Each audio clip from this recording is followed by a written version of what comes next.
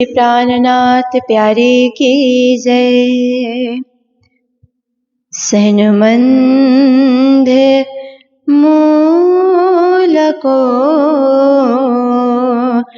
मैं तो पाऊं पर छोड़ियो न जाए। सनमंद मूल को मैं तो पाऊं पर छोड़ियो न जाए। अब छल बल मोहे का करे, अब छल बल मोहे का करे। मोहादती दियोड़ाए। सनमंद मूल को मैं तो पाऊं पर छोड़ियो न जाए। सनमंद मूल को मैं तो पाऊं पर छोड़ियो न जाए। दर्द जो तेरे दूल्हा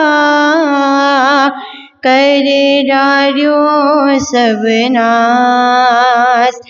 दर्द जो तेरे दूल्हा कर डारियो सब नाश। पर आस न छोड़ी जीव को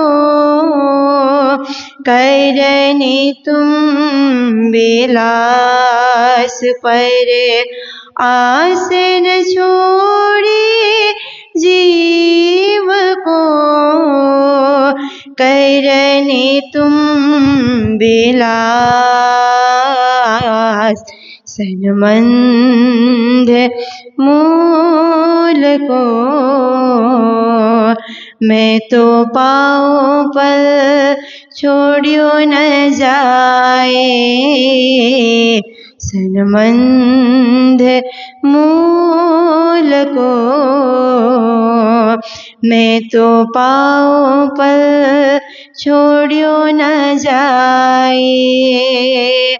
मैं तो अपना दे रही पर तुम ही राख्यो जी। मैं तो अपना दे रही पर तुम ही राख्यो जी। बल दिया पकड़ी करी कारज अपने प्यो। बल दिया पकड़ी करी कारज अपने प्यो। सनमंद मूल को मैं तो पाऊं पर छोड़ियो न जाए। सनमंद मूल को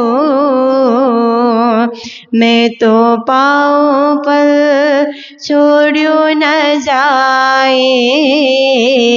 सनमंद मूल को तुम आए सब आया, दुख गया सब दूर। तुम आए सब आया, दुख गया सब दूर। कहे महमत ई सुख क्यों कहूँ जो उदय मूल अंकुर। कहे महमत ई सुख क्यों कहूँ जो उदय मूल अंकुर। सनमंद मूल को मैं तो पाँव पर छोड़ियो न जाए। सनमंद मूल को मैं तो पाँव पर छोड़ियो न जाए। तुम आई सब आइया दुख गया सब दूर। तुम आई सब आइया दुख गया सब दूर। कही महमत सुख क्यों कहूँ जो उदय मूल अंकुर। कही महमत सुख क्यों कहूँ जो उदय मूल अंकुर। सनमंद मूल को मैं तो पाँव पर छोड़ियो न जाए। सनमंद मूल को मैं तो पाँव पर छोड़ियो न जाए। बोले श्री प्राणनाथ प्यारे की जय। आज कुली रे रखन रजवट जो न आया इन अवसर। धर्म जाते जो न दौड़िया ताए सूर कहिए क्यों कर। ताए सूर कहिए क्यों कर। बोलो कृष्ण कन्हैया लाल की। श्री निजानंद स्वामी की। श्री प्राणनाथ प्यारे की। महारानी बाईजुराज की। महाराजा छत्रसाल की। गुरुजी मंगलदास महाराज की। श्री कृष्ण प्रणामी धर्म की। तीनों पुरी धाम की। सर्व सुंदर साथ की। वेदने व्याकरणी रे पंडित पढ़बैयो प्रणाम। उपस्थित धर्मप्राण शिरोमणि सुंदर साथ जी, माताएं, बहनें, भाइयों, हम सब लोग दीपावली के सप्ताह में प्रवेश कर चुके हैं, क्योंकि धनतेरस से लेकर के ये दीपावली प्रारंभ हो करके भैया दूज तक मनाया जाता है। और नेपाली परंपरा में पशु पक्षियों का भी त्योहार मनाया जाता है। पक्षियों के नाम से कौवे को और ऐसे ही पक्षियों को खिला करके उनका आदर किया जाता है। उनको जहाँ कहीं मारना नहीं है, उनको भोजन कराना है, उनको जीने देना है। पक्षियों की रक्षा के लिए ये कौवे का त्योहार माना गया। पशुओं की रक्षा के लिए कुत्ते को भी खाना देना, भोजन देना, माला पहनाना, इसका मतलब है पशुओं की भी रक्षा। मनुष्य का कर्तव्य है कि पक्षियों की भी रक्षा करे, पशुओं की भी रक्षा करे। फिर उसके बाद तो गाय की पूजा होती है, बैल की भी पूजा होती है। पहले तो सारा खेती का काम बैल से ही होता था ना, सामान ढोने का काम वो भी बैलगाड़ी में ही होता था। यात्रा भी बैलगाड़ी में की जाती थी। श्री जी ने भी कहा ना, धोरिड़ा माँ मुके तारी धूसरी। बैल की बात तो वाणी में भी आती है, सामान ढोने के लिए, यात्री ढोने के लिए। फिर दीप दिवाली, लक्ष्मी पूजा। लक्ष्मी का मूल रूप महालक्ष्मी है, जो अक्षर के साथ है, और माँ लक्ष्मी साक्षात श्यामा का ही अंश है। तो कहीं न कहीं लक्ष्मी पूजा, महालक्ष्मी पूजा होते हुए साक्षात श्यामा महारानी की पूजा भी हो जाती है मूल रूप से। उसके बाद फिर श्री कृष्ण की पूजा, गोवर्धन पूजा, अन्नकूट, साक्षात पूर्ण ब्रह्म परमात्मा की पूजा, साक्षात श्री कृष्ण की पूजा। फिर भैया दूज कहते हैं, यम दूज कहते हैं। यमराज को लक्ष्मी जी ने भाई बना करके विष्णु भगवान को जो है छुड़ाया। तो इस प्रकार से आप देखिए कि सब जगह आप देखते हैं कि कोई भी त्योहार बार आता है तो उसके साथ इतिहास पुराण का जुड़ाव होता है। इतिहास और पुराण एकाकार हो जाते हैं तो पर्व और उत्सव मनने लगते हैं, और ये आज की परंपरा नहीं है। दिवाली की परंपरा तो कहा जाता है कि श्री राम प्रभु जब 14 साल के वनवास पूर्ण करके लंका से लौट करके आए, पुष्पक विमान में चढ़ करके। पुष्पक विमान तो पहले कुबेर के पास था, कुबेर उस विमान में चढ़ करके इधर उधर जाया करते थे, पर रावण बलशाली निकला तो कुबेर से छीन करके वो ले गया था लंका में। अब प्रभु राम रावण का वध करके उस पुष्पक विमान को लेकर के अयोध्या आते हैं। देखिए, तो अयोध्या वासियों ने दिए जला जला करके शाम की बेला में श्री राम प्रभु का स्वागत किया। ये प्राचीन इतिहास परंपरागत हम लोग सुनते आ रहे हैं। इसलिए अयोध्या में कितने 25 लाख दिए दिवाली के दिन जलेंगे। देखिए, अब तो प्रभु राम का मंदिर भी बन गया अयोध्या में।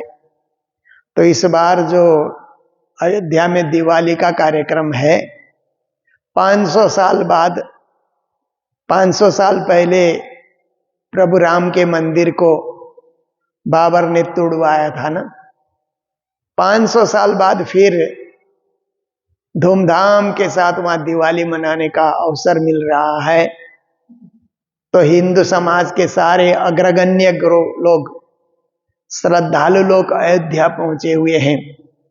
मूल दिवाली जहां से प्रारंभ हुई, उसी अयोध्या नगरी में दिए जलाने के लिए, सरयू नदी के किनारे दिए जलाने के लिए पहुंचे हैं। तो 25 लाख दिए जलेंगे तो Guinness book of world record में नाम आएगा कि एक साथ विश्व में इतने दिए कहाँ जले, अयोध्या में जले। कौन से अवसर पर?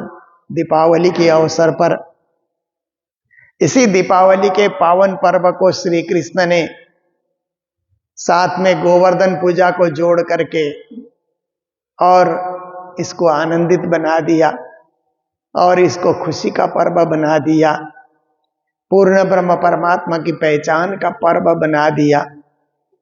और श्री प्राणनाथ जी महाराज ने भी वाणी के अंतर्गत दीपावली की महिमा की है। जब 6 ऋतु में सब पर्वों की महिमा गाते हैं, दीपों ने उत्सव रे अति भलो, ऐसे करके दीपावली के उत्सव के विषय में उन्होंने कहा। और हम लोग सेवा पूजा में गाते हैं, आज हमारे घर आनंद उत्सव दीप दिवाली सोहे रे, आज रंगनी रेल भैया मारो बालाजी मंदिर बसिया रे। तो घर में दीप दिवाली होने से उत्साह मन में होता है, दिए जलाने का उत्साह। घर की सफाई, दुकानदार साल भर दुकान की सफाई नहीं कर पाते हैं, बेचते रहते हैं। तो दिवाली आते हुए दुकान की भी पूरी सफाई हो जाती है, घर की भी सफाई हो जाती है पहले से। तो ऐसे ही मंदिर की भी सफाई हो जाती है। उत्सव जब आते हैं तो सब जगह साफ सफाई का ध्यान रखा जाता है। फिर फूल माला इत्यादि लगा करके उसको सजाया जाता है। फिर दीपों से तो सजाया जाता है, पर आजकल बिजली का चमत्कार है, तो बिजली के वो टूनी लाइट जो चमकते रहते हैं उससे भी सजाया जाता है। तो ये सब क्या है कि एक उत्साह है।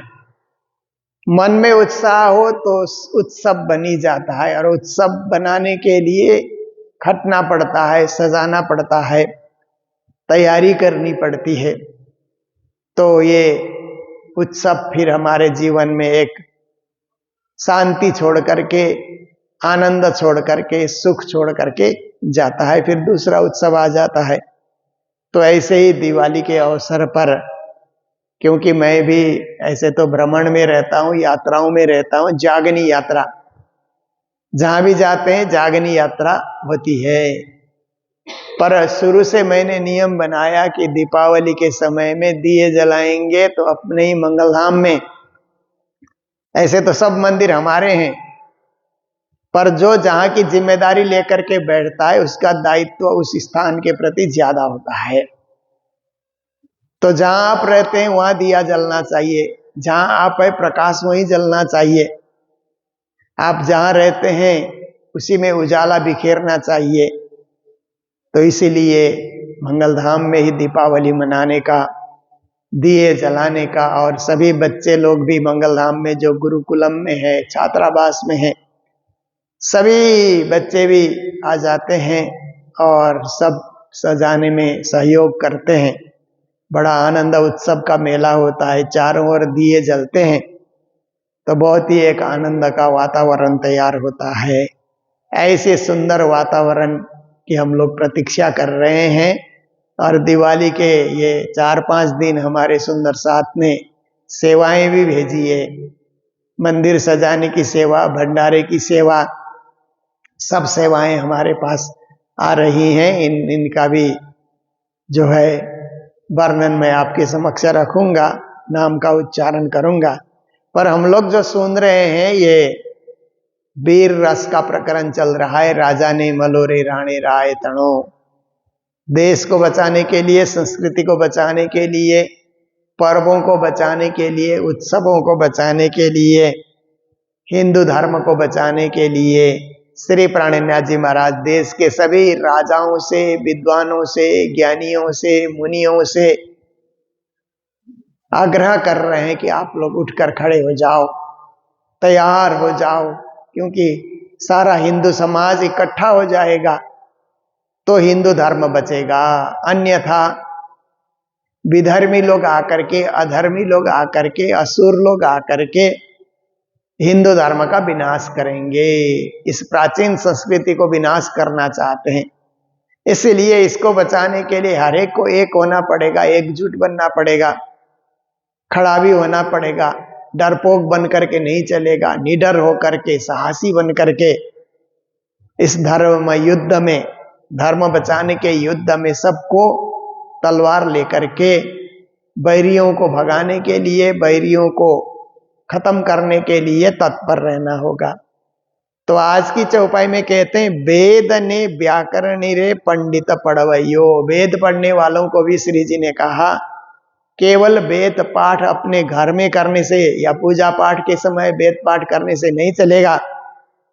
वेद पढ़ने वालों, आप साहस के साथ फिर वेद का मंत्र उच्चारण करते हुए युद्ध मैदान में भी डटो, युद्ध भी करो।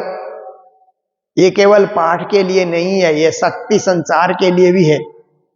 इसलिए वेदों के पढ़ने से आपके जीवन में शक्ति का संचार हो जाए, देश प्रेम, संस्कृति प्रेम की भावना आ जाए, और उसको बचाने के लिए आप लोग भी लड़ने के लिए तैयार हो जाओ। वेद पढ़ने वालों, व्याकरण पढ़ने वाले होते हैं, क्योंकि संस्कृत व्याकरण भी एक महत्वपूर्ण सिलेबस उसको माना जाता है, पाणिनिकृत व्याकरण को।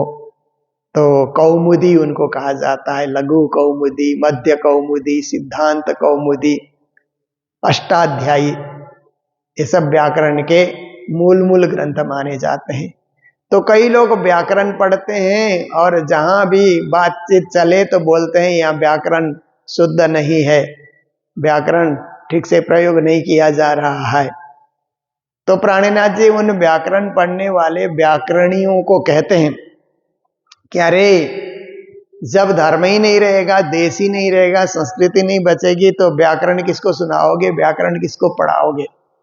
इसलिए आप लोग भी अपने व्याकरण विद्या को शक्ति के लिए प्रयोग करो, अपने देश बचाने के लिए इसका प्रयोग करो। केवल परस्पर वाद विवाद करने के लिए, केवल परस्पर लड़ाई लड़ने के लिए, शुद्धा शुद्धि के लिए प्रयोग नहीं, पर संस्कार के लिए भी इसका प्रयोग किया करो। ये श्री जी महाराज उनको भी शिक्षा दे रहे हैं।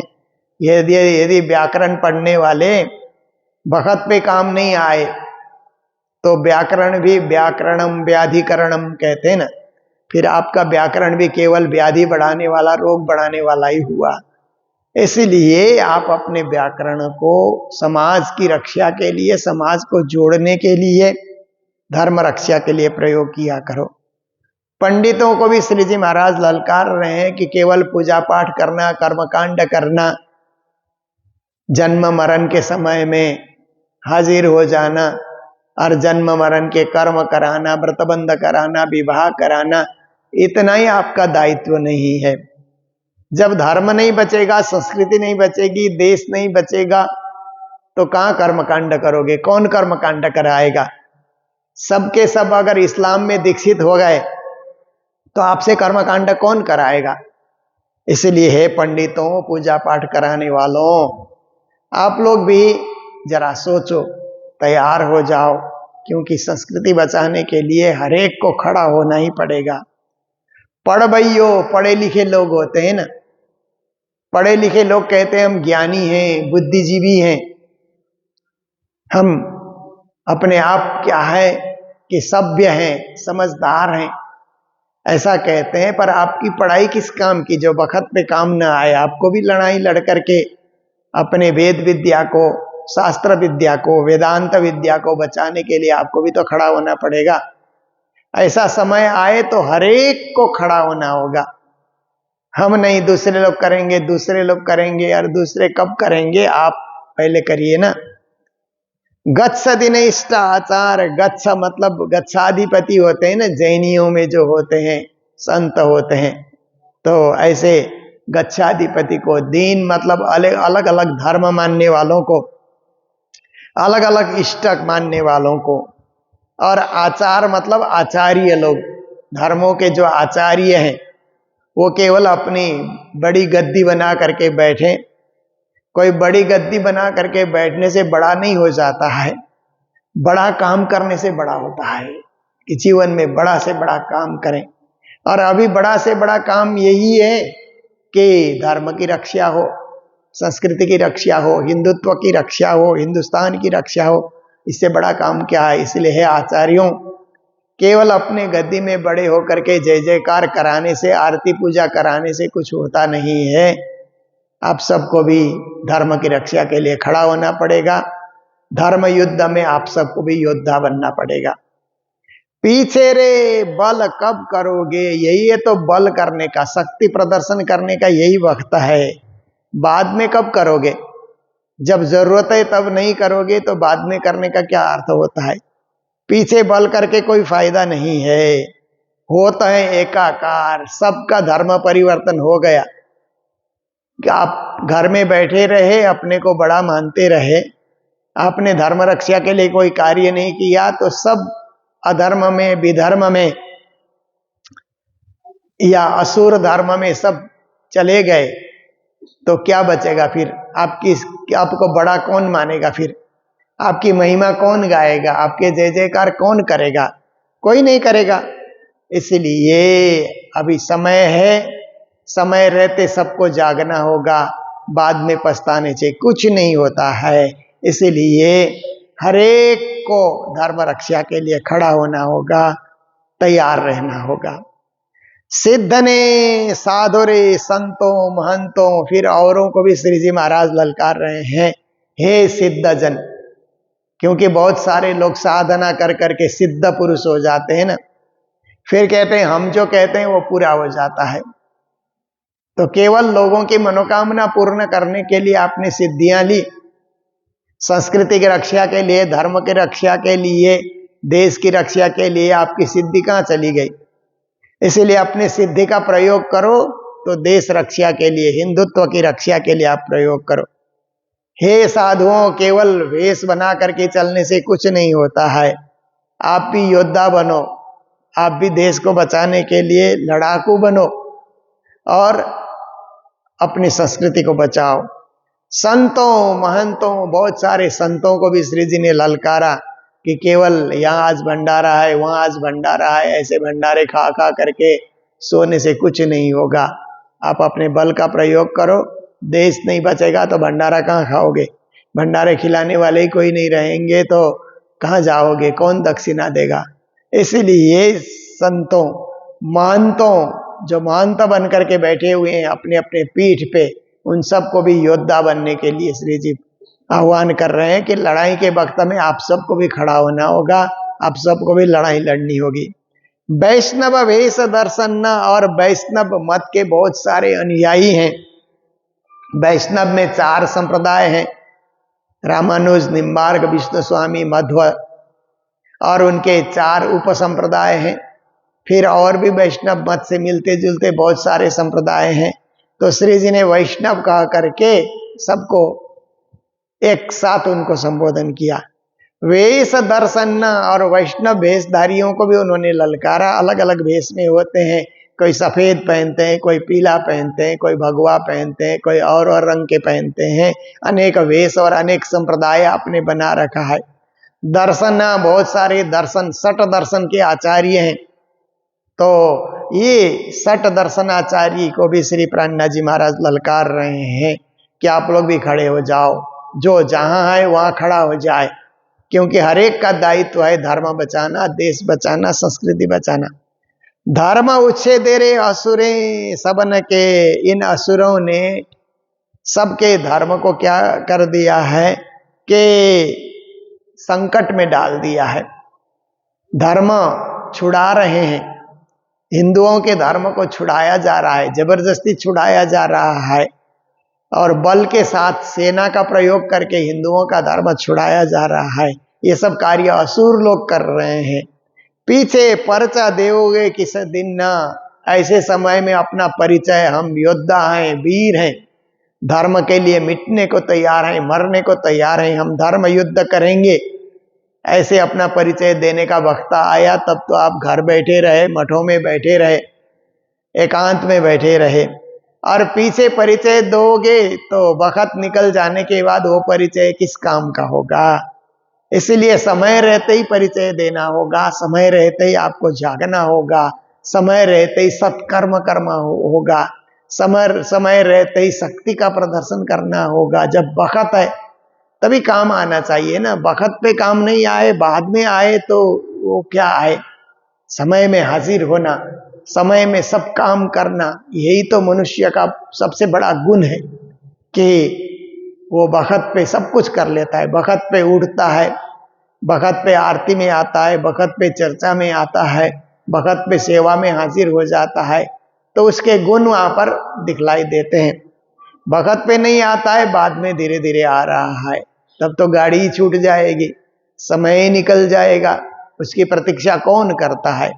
कोई रेल किसी की प्रतीक्षा नहीं करती है, न हवाई जहाज किसी का प्रतीक्षा करता है, कोई प्रतीक्षा नहीं करता है। सबको समय से पहले दौड़ना होगा, समय से पहले पहुंचना होगा। इस तरह से हमको जागना है। स्कूल की घंटी बजती है तो विद्यार्थी को समय से पहले पहुंच जाना चाहिए।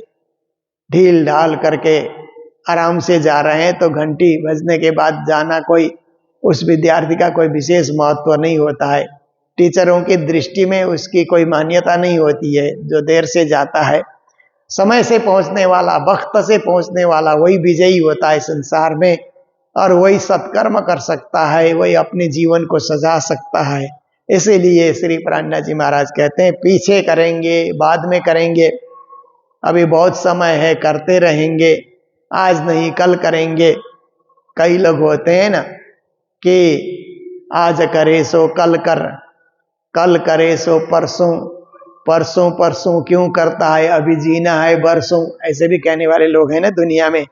कि अब वर्षों तक जिएंगे, कोई दिन करेंगे धर्म, कोई दिन धर्म योद्धा बनेंगे, आज नहीं कल परसों ऐसे टालते रहेंगे, उनसे कुछ होने वाला नहीं है। इसीलिए ज्ञानियों ने कहा कल करे सो आज कर, आज करे सो अब, पल में प्रलय होएगा फिर करोगे कब। कल करने का काम आज ही करना चाहिए। कल यात्रा करनी है तो आज ही सामान बांध करके रखना चाहिए। कल सामान बांधने लगे तो यात्रा हमारी छूट जाएगी।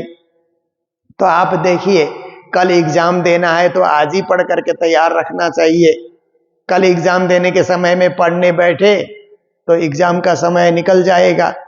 इसीलिए कोई भी चीज कल पे नहीं छोड़ना चाहिए, कल के भरोसे कुछ भी नहीं छोड़ना चाहिए। कल का क्या पता, कल आने से पहले ही काल आ जाए, तब तो कुछ होगा ही नहीं।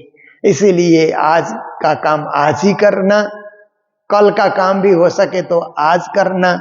तो ऐसी हमारी स्थिति होनी चाहिए। ये विचारवान लोग ही कर सकते हैं, सर्वसाधारण नहीं कर सकते हैं। सर्वसाधारण तो कल कल करके छोड़ते रहते हैं, अभी बहुत समय है, करेंगे करेंगे। पर ज्ञानी लोग कहते हैं कि नहीं भरोसा खीन का वर्ष मास और दिन, ये तो दम पर बांधिया तो भी भूले जात भजन। श्री जी महाराज ने कहा कि कोई भरोसा नहीं है जीवन का, नहीं भरोसा खीन का, एक क्षण भर का भी भरोसा नहीं है। एक वर्ष का, एक मास का, एक वर्ष का, एक दिन का भी भरोसा नहीं है। ये तो दम पर बांध दिया। श्री जी महाराज कहते एक एक श्वास हम ले रहे हैं इसलिए जी रहे हैं। श्वास लेना कहीं चूक गए तो जीवन मरण में बदल सकती है। इसलिए जीवन को जीवित रखने के लिए हमें हर पल का सदुपयोग, हर क्षण का सदुपयोग, हर अवसर का सदुपयोग, जीवन के सुंदर सुंदर अवसर का सदुपयोग करना चाहिए।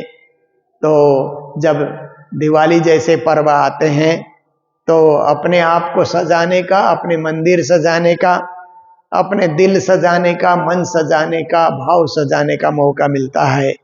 तो सभी हमारे सुंदर साथ से भी आग्रह है कि आप बढ़िया से दीपावली मनाएं, बढ़िया से दीपावली की तैयारी भी आप लोग करें। और इसके साथ साथ में आप लोग फिर क्या है कि अपने मंदिरों को भी सजाएं, आरती पूजा करें, भजन भक्ति करें, उजाला सब जगह बनाए रखें, तो जीवन उजाले से भर जाएगा और हमारे आसपास का जो है स्थान है वो भी उजाले से भर जाएगा। ऐसे पुण्य कार्य और धर्म कार्य हम लोगों को करते चलना है। तो हमारे दिवाली के दिन की जो सेवा है, सुबह से लेकर के शाम तक दिवाली के दिन की सेवा, मंदिर मंगलधाम सजाने की सेवा, दीपों से मंगलधाम सजाने की सेवा और लाइटों से मंगलधाम सजाने की सेवा, फूलों से मंगलधाम सजाने की सेवा और मंगलधाम से सुबह से लेकर के शाम तक जो भंडारे की सेवा है, हमारे हैदराबाद निवासी सावरमल जी अग्रवाल और संगीता अग्रवाल सपरिवार की ओर से हमें प्राप्त हुआ है। तो उनको बहुत बहुत बधाई, मंगल कामनाएं देते हैं कि प्रतिवर्ष दिवाली में अपनी सेवाएं भेजते रहते हैं और अपने जीवन को भी धन्य बनाते हैं और सपरिवार को भी सत्कर्म की ओर अग्रसर होने के लिए प्रेरणा देते हैं।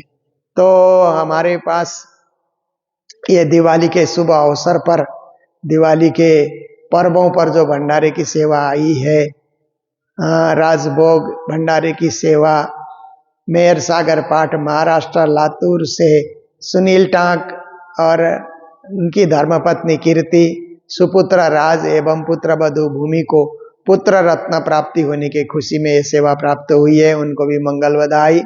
आज के दिन राजभोग भंडारे की सेवा सिक्किम छुजाचिन रंगेली पाकिम निवासी दुर्गा प्रसाद के सुपुत्र कृष्ण प्रसाद, धर्मपत्नी निर्मला देवी, पुत्री गायत्री शर्मा प्रसाई के गवर्नमेंट जॉब लगने के उपलक्ष्य में ये सेवा प्रदान की गई है। भोग और भंडारे की सेवा, उनको भी मंगल बधाई। और राजभोग और भंडारे की सेवा कालिम्पोंग छोटा भालूखोप से परम धामवासी छत्र बहादुर गुरुंग के धाम गमन की तिथि पर श्रीमती तारामणि गुरुंग ने हांगकांग से श्रीमती मधु छेत्री के माध्यम से यह सेवा भेजी गई है। तो तारामणि और उनकी सुपुत्रियां मीरा और यूनिटी परिवार की ओर से ये सेवा हमें मिली है, उनको बहुत बहुत बधाई, मंगल बधाई देते हैं। और भी दिवाली के अवसर पर जो जो सुंदर साथ की सेवाएं हमें प्राप्त होती रहेगी, हम चर्चा, नित्य चर्चा के माध्यम से उन सब का नाम उच्चारण करते रहेंगे जय जयकार के साथ। आइए, आज का समय पूर्ण यही हो रहा है, इसलिए चौपाई दोहराते हुए प्रसंग को विराम दे रहे हैं। बोलो सतगुरु महाराज की, श्री प्राणनाथ प्यारे की, सर्व सुंदर साथ की, सिद्धने साधुरे संतो महंतो,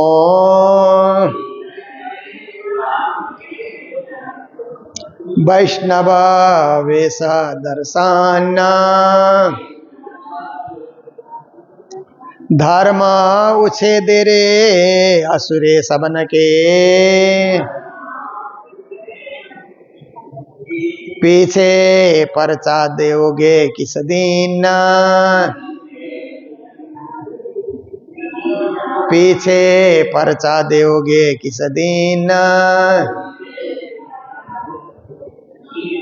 बोलो श्री प्राणनाथ प्यारे की, श्री धाम के धनी की प्रणाम।